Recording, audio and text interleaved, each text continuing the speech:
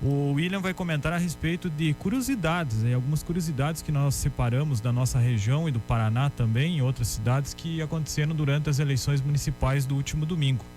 William, como que você acompanhou a apuração, como que você viu os resultados e também a participação dos eleitores nesse pleito municipal? Seja bem-vindo à Rádio Najuá, boa tarde. Boa tarde, Rodrigo, boa tarde a todos os ouvintes aí da Rádio Super Najuá.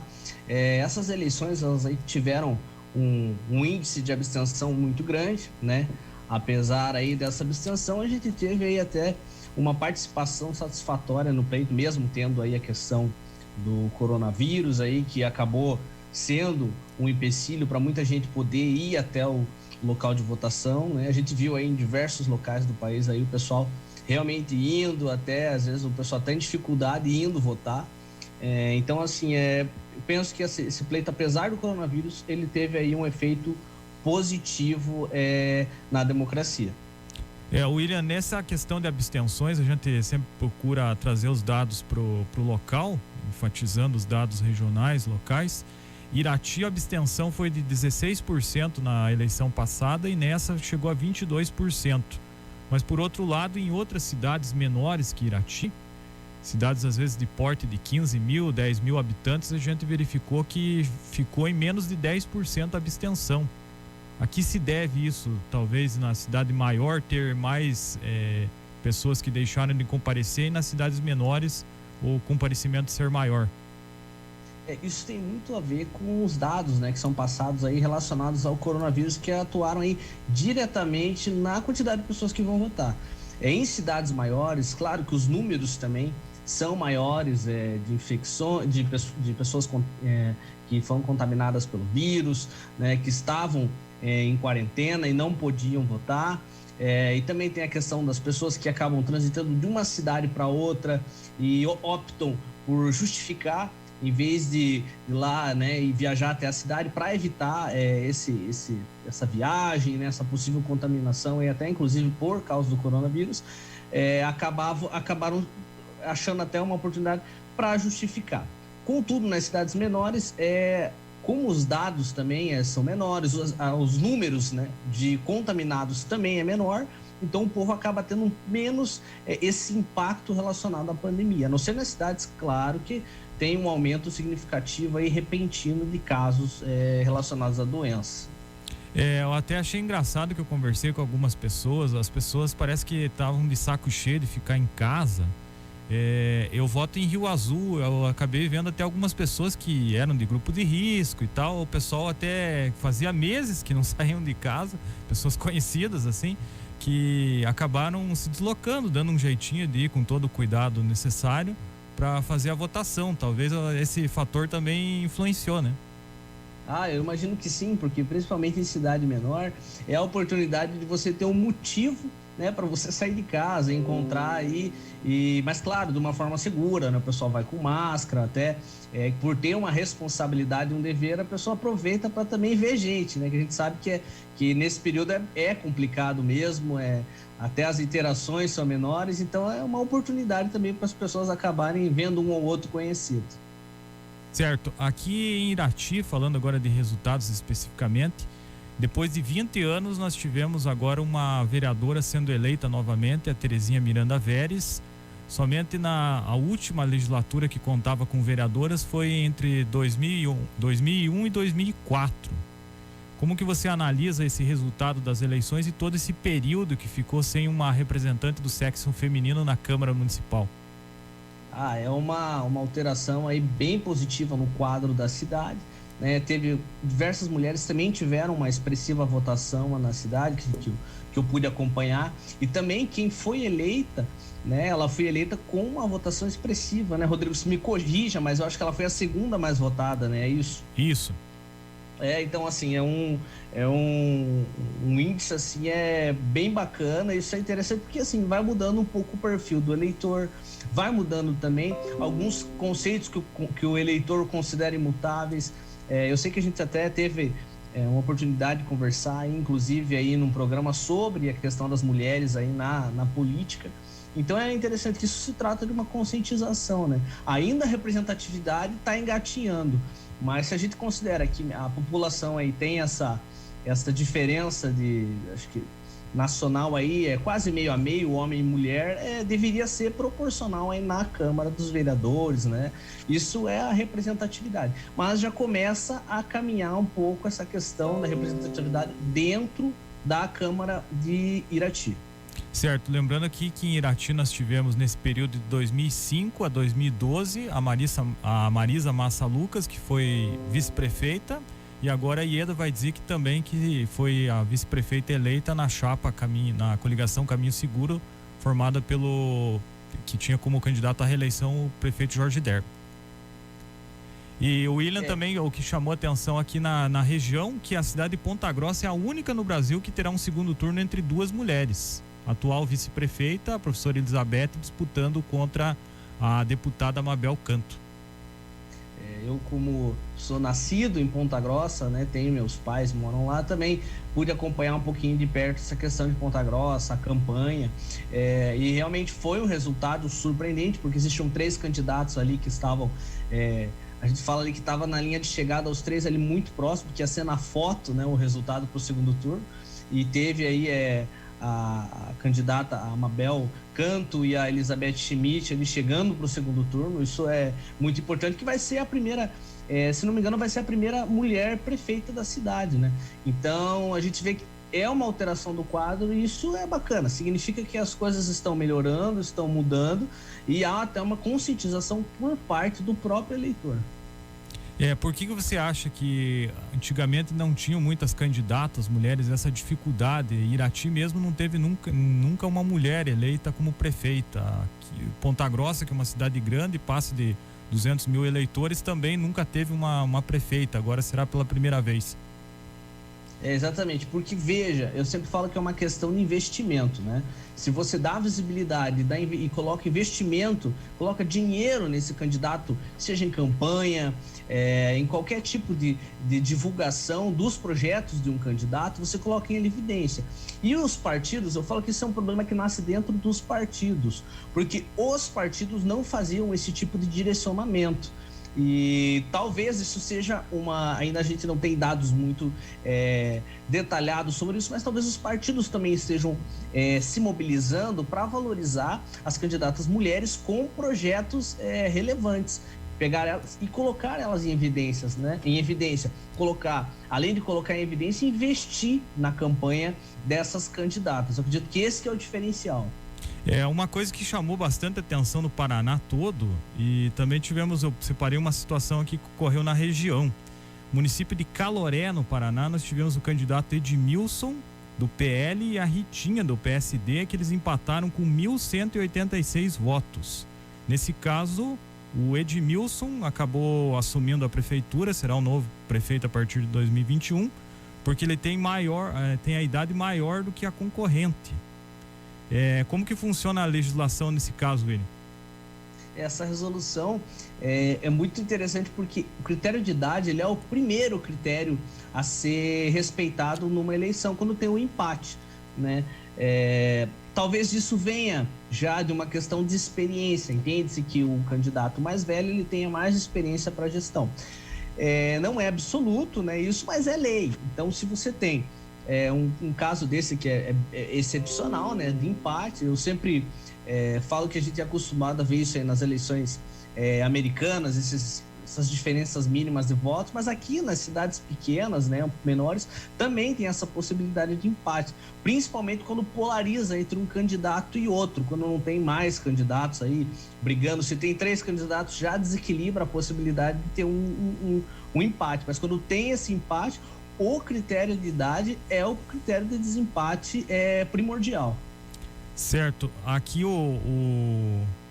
na região, né, que teve uma curiosidade dessa parecida, lá em Rio Azul, na Câmara Municipal, talvez em outros municípios também ocorreu uma situação semelhante, mas o que a gente pesquisou foi de Rio Azul. O Zerico, que era candidato à reeleição, ele conseguiu mais um mandato lá em Rio Azul, ele empatou em votos com o Paulo César Popoves e ganhou por idade. Vejam só, os dois tiveram 251 votos. O Zerico entrou com uma última vaga do PSL. A penúltima foi quem entrou, o Felipe Xeremeta, com 252. Vejam só o William e o ouvintes. Se o Felipe tem um voto a menos, ele empatava com os outros dois, ficava os três com 251 e ele perdia por idade, porque ele é o mais novo dos três. Então, para você ver a importância de cada voto, né? Esse votinho a mais que ele conseguiu mudou, porque ele poderia ser o primeiro suplente e, sendo assim, ele terá um mandato de 4 anos a partir do próximo ano.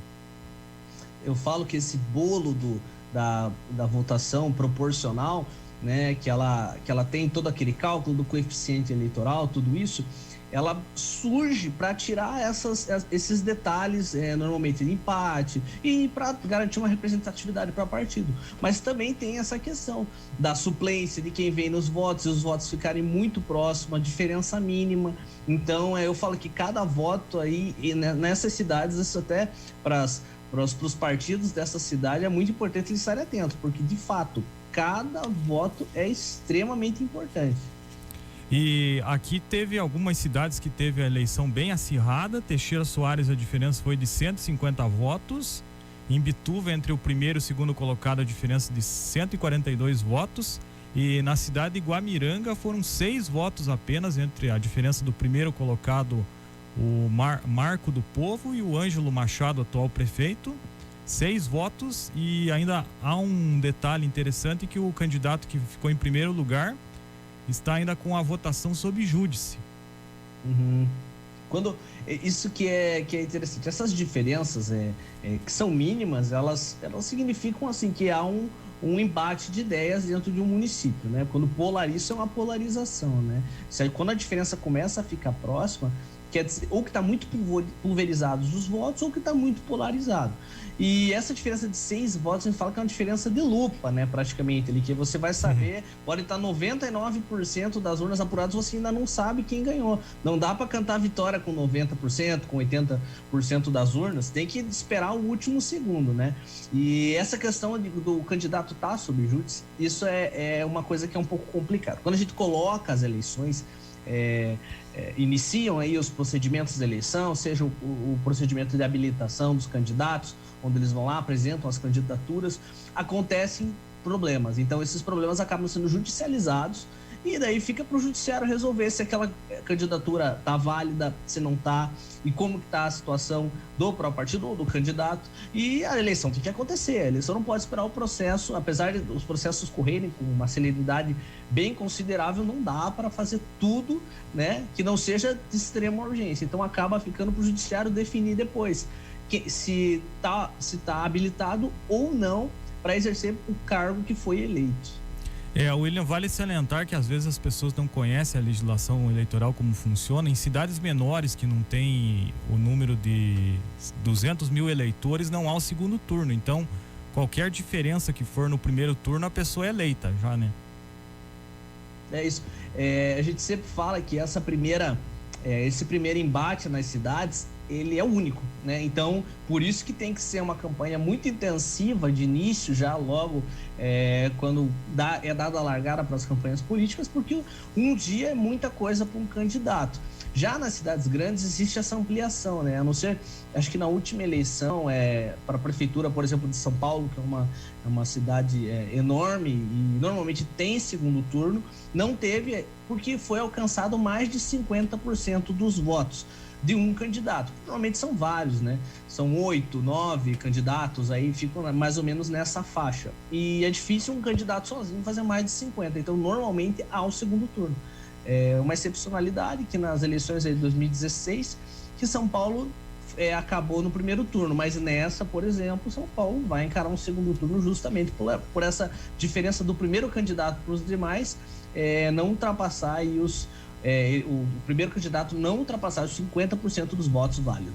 Outra situação curiosa aqui na região, temos cidades aqui centenárias já, e algumas delas não tinham a questão da reeleição, aquela questão de 2 mandatos consecutivos. Agora, pela primeira vez na história, Inácio Martins tem um mandato consecutivo do prefeito, e Malé também. E Inácio Martins, que reelegeu o Júnior Benato para o 3º mandato, que não é consecutivo, né? Ele teve depois disputou de novo, não ganhou, voltou depois, agora para mais 4 anos, e Malé o Moacir Chinvelski.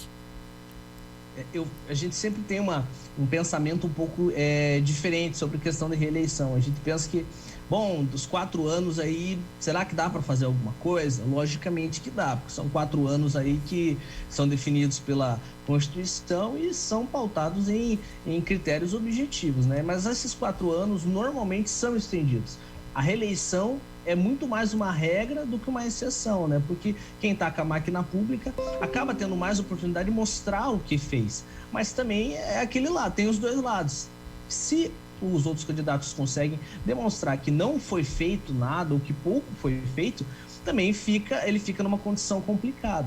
Então, a reeleição nessas cidades, na verdade, também pode significar que as pessoas estão se sentindo mais seguras se não tiver mudança. Já tem a mudança aí, o coronavírus, tanta coisa, aí o pessoal, às vezes, prefere pela segurança de continuar no formato que está do que uma mudança aí que, de repente, pode representar alguma coisa que vai atingir de uma forma diferente, né, cada eleitor.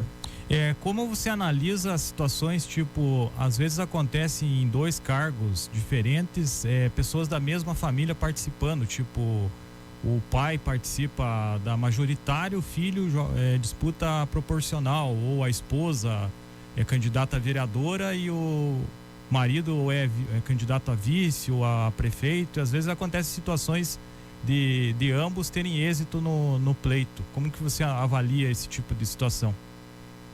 Isso, na verdade, é muito comum, né? A gente tem um histórico aí de que política é coisa de família, né? O que está errado, não é assim que as coisas funcionam.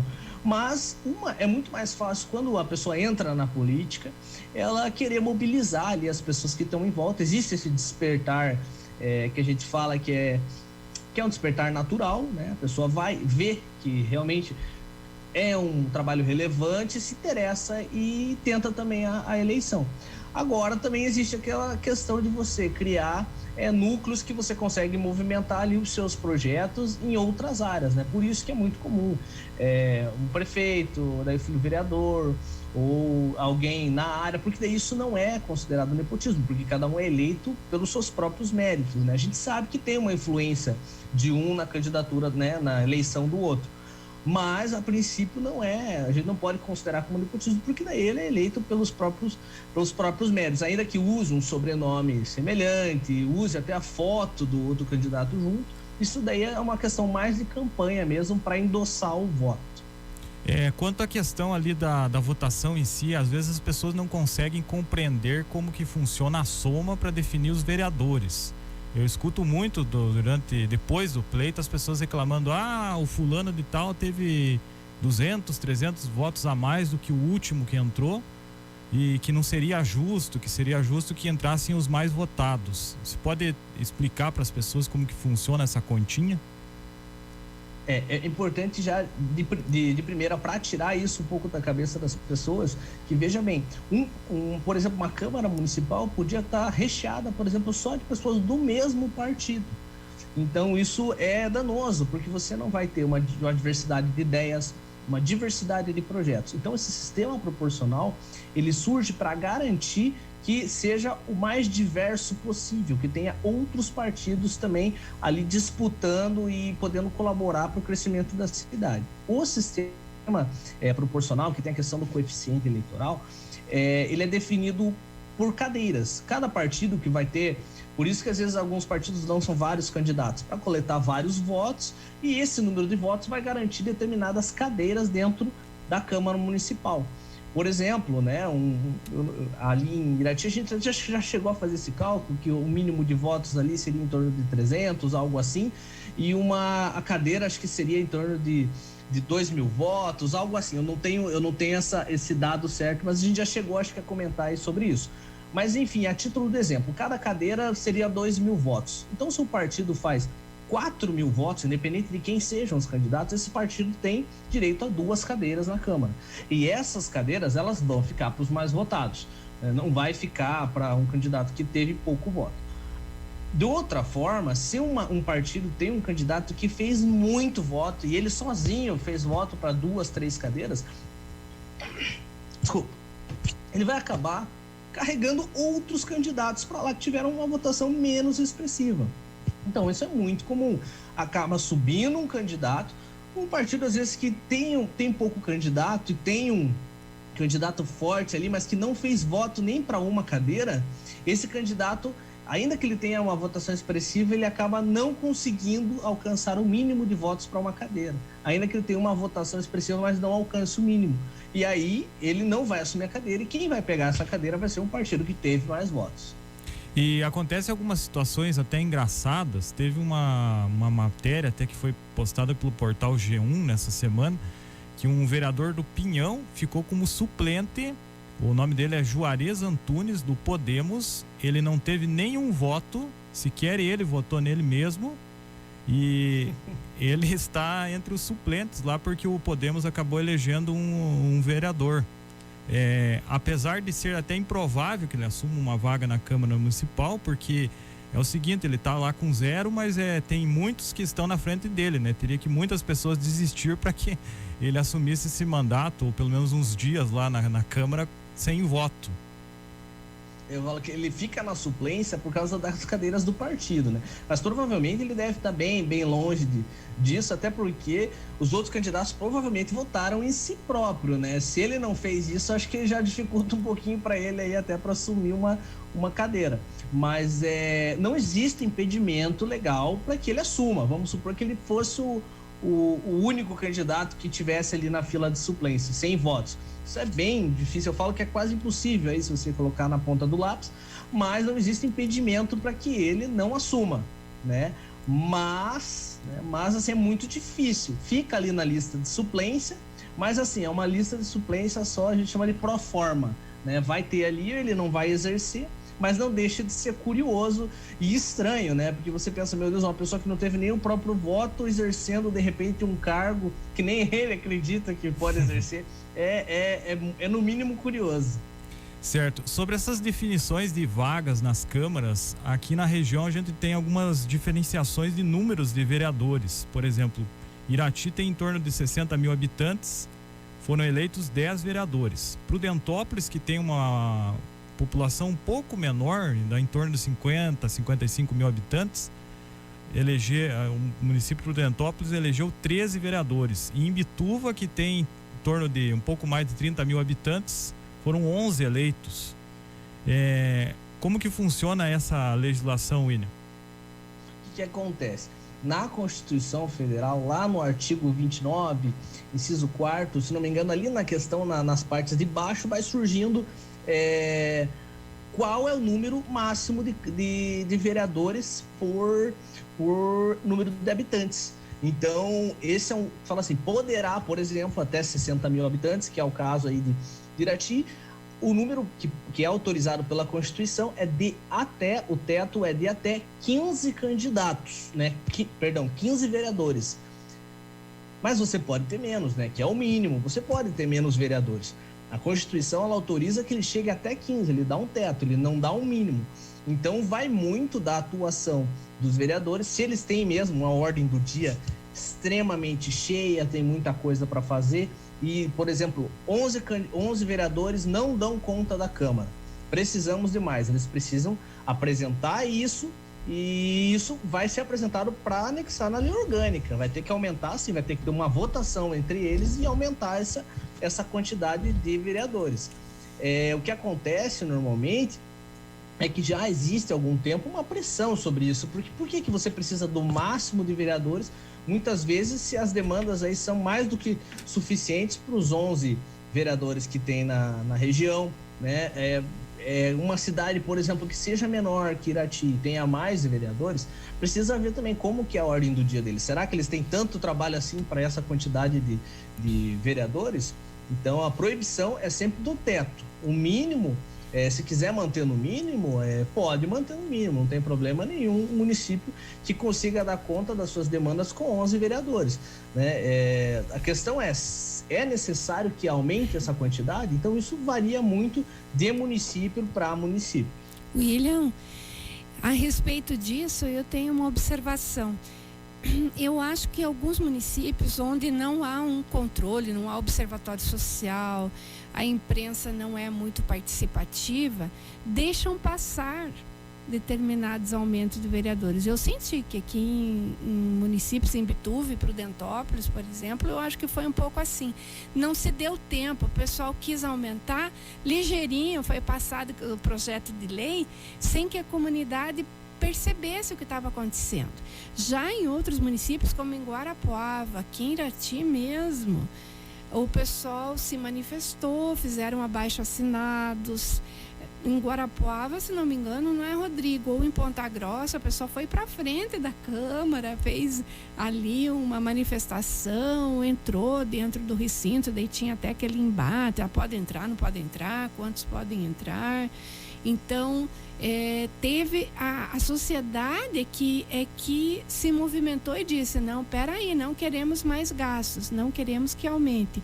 Em outros municípios isso passou meio que despercebido. Porque veja bem, quando você tem uma população que é bem informada, que isso na verdade eu falo que é a alma do negócio, que quem que vai decidir um aumento, por exemplo, de um salário do vereador? É o vereador, tá tudo ali, precisa aumentar isso. Então isso acaba ficando muito na mão deles e eles vão fazer da forma que eles entenderem que seja melhor e não às vezes da forma do que a população entende que seja mais adequada.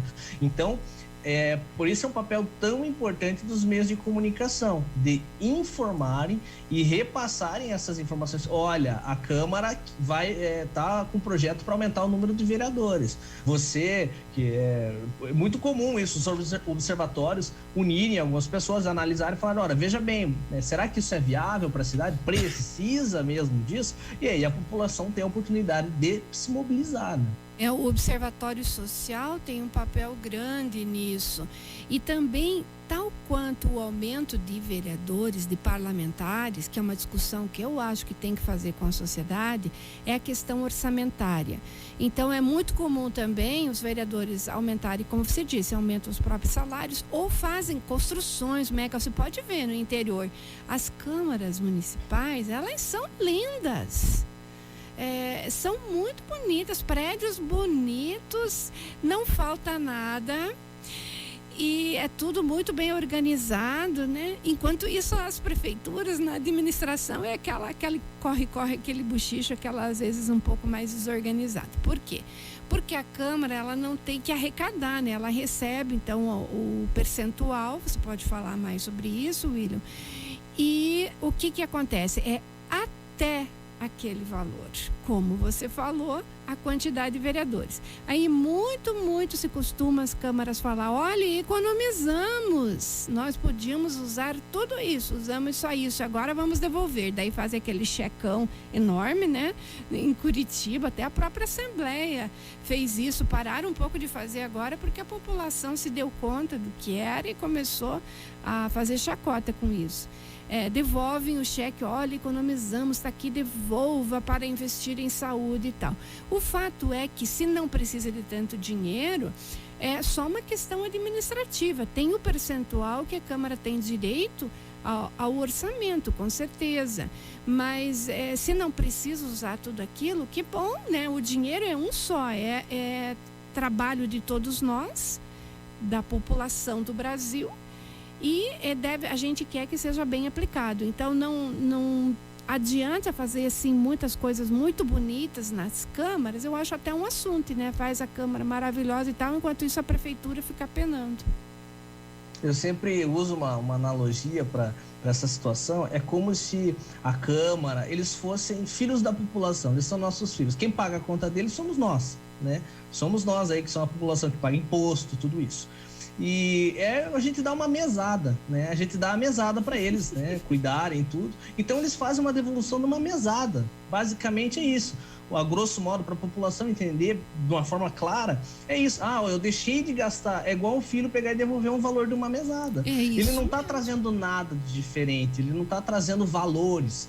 Então, assim, por isso que é tão importante. Eu falo que o bom vereador, o bom prefeito é aquele que vai trabalhar cedo, vai buscar dinheiro, apresenta projeto, traz investimento. Agora, você economizar com gasto, devolver um valor da mesada, ok, pode ser uma questão de, ok, não gastou tudo, mas não é uma questão de relevância, por exemplo, para ser tocada durante uma campanha política, que a gente vê em muitos lugares, olha, vamos diminuir os gastos.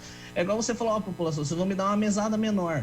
né? Vão continuar dando uma mesada, mas uma mesada menor. Então não é assim que funciona, assim, você pensa, nossa, que irrelevante, né? Eu falo que é o mínimo do mínimo, eles usarem com respeito o dinheiro das pessoas, dos impostos, né? Para poder dar qualidade para o município e para os habitantes, né? Para os eleitores. E veja bem, também gastar isso, deixar muito supimpa as câmaras, sabe? Isso que eu falo.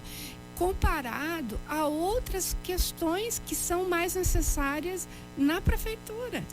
Né? Assim, as câmaras cheias de mármore, né? Tudo muito bonito, tudo certo. Então, nesse sentido, acho que a população tem que abrir o olho, sabe? Ah, não, esse dinheiro era para a gente usar, a gente tinha que usar. Não, não precisa. Até que ponto precisa ter uma estrutura tão grande, tão bonita, tão bem ajeitada? Lógico que tem que ter as ferramentas. Nós falamos já nisso aqui em outra oportunidade, né, William? Eu preferia gastar talvez com um assessor jurídico do que com uma sala muito especial, porque hoje em dia se faz home office. Então, não precisa ter uma grande estrutura, muitos computadores ali, porque hoje em dia a gente trabalha muito fora. Mas precisa ter cabeça, precisa ter apoio jurídico. Então, se eu fosse vereadora, eu preferia investir nisso, em contratar, às vezes, alguma pesquisa para saber o que a população pensa sobre um conjunto habitacional. Estou dando exemplo disso aqui.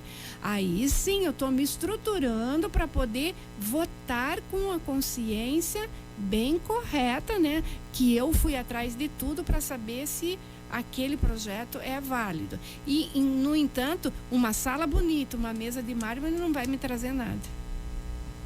Basicamente é isso, a diferença do gasto e do investimento. Uma sala bonita, um mármore, é gasto, né? Agora, você investir em boas pesquisas, em bons levantamentos, em bons estudos, isso agrega para o município, diferente do dinheiro direcionado apenas para embelezamento, para construção, né? Para deixar bonito para foto. 13h46. Quero agradecer a sua participação no Meio de Notícias. Conversamos com o William Jamberg, avaliando as situações curiosas que aconteceram nos resultados das eleições. Obrigado, William. Eu que agradeço aí, uma excelente tarde aí a todos.